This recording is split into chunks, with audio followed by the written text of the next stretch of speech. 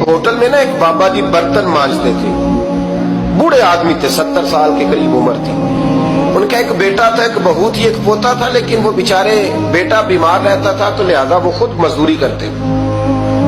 कहते एक दिन वो बाबा जी मेरे पास आए, कहने लगे मेम साहब 2-4 दिन की छुट्टी चाहिए। तो मैंने कहा खैरियत है? कहने लगे मैडम मेरा बेटा फौत हो गया। बेटा, आपको पता है बाप का जनाजा पढ़ना आसान है, बेटे का जनाजा उठाना बड़ा मुश्किल काम। कहती है मैं कुछ लिख रही थी, मेरे हाथ से कलम गिर गया, मैंने खुद गाड़ी भेजी, बाबा जी गांव चले गए जहां वो रहते थे। कहती 2-3 दिन के बाद मैं और मेरा शौहर गए तो रास्ते में हम बातें कर रहे थे कि क्या ताज़ियत करेंगे, एक ही बेटा था, कोई रिश्तेदार भी नहीं, तो उसकी तो कायनात उजड़ गई, किन लफ्जों से उसे ताज़ियत क्या कहेंगे। कहते जब हम गए तो वो टूटी हुई चटाई पे बैठा था, कुछ लोग करीब थे, हमने जाके कहा बाबा आप मुसलमान हैं, हम आपको क्या नसीहत करें, एक ही बेटा था, कि किस तरह करके हम आपको तसल्ली दें। तो कहते उसने आंखें खोली, बूढ़ी आंखों में ईमान की रोशनी,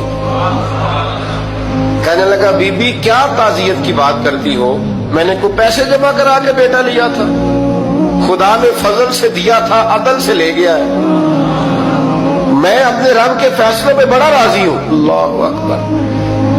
वो खातून कहती है कि वो बाबा जी से मैंने कहा कि चलो आप 1 महीने की छुट्टी कर ले, तो कहने लगा नहीं मैडम मैं मुसलमान हूँ, मुफ्त की रोटी नहीं खाता, मजदूरी करके खाता हूँ, मैं इंशाल्लाह 2-3 दिन के बाद काम पे आ जाऊंगा। कहती वो चंद दिनों के बाद आ गया, अल्लाह की कुदरत के अभी 2-3 माह गुजरे थे, फिर आया, मैडम छुट्टी चाहिए कुछ दिनों की। मैंने कहा खैरियत है? कहने लगे वो मेरी बहू भी हार्ट अटैक से फौत हो गई। कहते अब मैं भी तड़प गई और ईसाई हो कि मेरी आंखों में आंसू आ गए। मैंने कहा घर का दरवाजा बंद हो गया, अब ये बेचारा क्या करेगा। वो अपने शौहर के गम में हार्ट अटैक से फौत हो गई। कहते हम फिर 2-3 दिन के बाद ताज़ियत के लिए गए, फिर टूटी हुई चटाई, बूढ़ा ना अपनी उंगलियों से जमीन पर कुछ बना रहा। कहते करीब गई और मैंने जाके कहा बाबा अब तो तसल्ली आपने खुद ही करनी है, जो निजाम था वो तो हो गया। तो कहते हैं फिर उसने आंखें खोली, आसमान की तरफ देखा तो कहने लगा बेटी कोई परेशानी नहीं, मेरा बेटा बगैर शादी के भी तो फौत हो ही सकता था, बस मेरे मालिक ने जब चाहा जैसे चाह हुआ, मैं इंशाल्लाह 2-4 दिन के बाद काम पे आऊंगा। ये मेरा 3-4-5 साल का पोता है, अभी स्कूल दाखिल हुआ है, मैं साथ ले आऊंगा, वहां मेरे साथ ऊपर क्वार्टर में जहां मैं रहता हूँ ये भी रहेगा। कभी कभी मैं देखती छत पे खड़े होके कि दादा घोड़ा बना हुआ है और पोता सवारी कर रहा है, वो सवेरे उठता उसको स्कूल छोड़ के आता, शाम को लेके आता, प्यार करता, मोहब्बत करता। तीसरी मंजिल पर हमने क्वार्टर दिया हुआ था, वहां दादा पोता रहते। अल्लाह तू बड़ा बेनियाज है।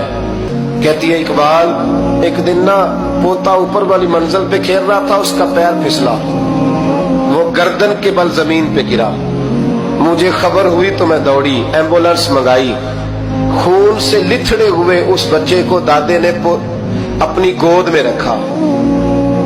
और जब हम अस्पताल की तरफ गए तो हॉस्पिटल बाद में आया, जनाबे इजराइल पहले आ गए और कहते वो गोद में दम तोड़ गया। फिर दादे ने उसे अपने हाथों से गुसल दिया, फिर उसने अपने बूढ़े हाथों से कब्र खोदी और फिर मिट्टी डाल के कहने लगा इन्ना लिल्लाहि व इन्ना इलैहि राजिऊन। जे सोना ही मेरे दुख विच राजी, जे सोना ही मेरे दुख विच राजी। फिर सुख नु चुल्ले डावा। कहते वो मिट्टी डाली उसने और जब वो वापस पलटा तो मैं बाजू से थाम के होटल करीब लाई और मैंने उसके करीब कहा कि बाबा तू टूट गया है, तू बिखर गया है। तो कहते यूं उसने हाथ रखे और यूं आंसू छटक दिए। कहने लगा मैडम क्यों क्यों, मेरे अंदर कोई अकीदा नहीं, मैं कोई लवारस हूं, मेरा कोई रब नहीं, मैं क्यों परेशान रहूंगा, मैं तो पका हुआ फालू, थोड़े दिन गुजरे के कब्र में जाऊंगा और जब जन्नत में जाऊंगा तो अल्लाह मेरी बेटे से भी मुलाकात कराएगा, मेरे पोते से भी मुलाकात कराएगा, मेरा रब सारी मुलाकातें करा देगा, मैं अपने अल्लाह की रजा में बड़ा राजी हूं।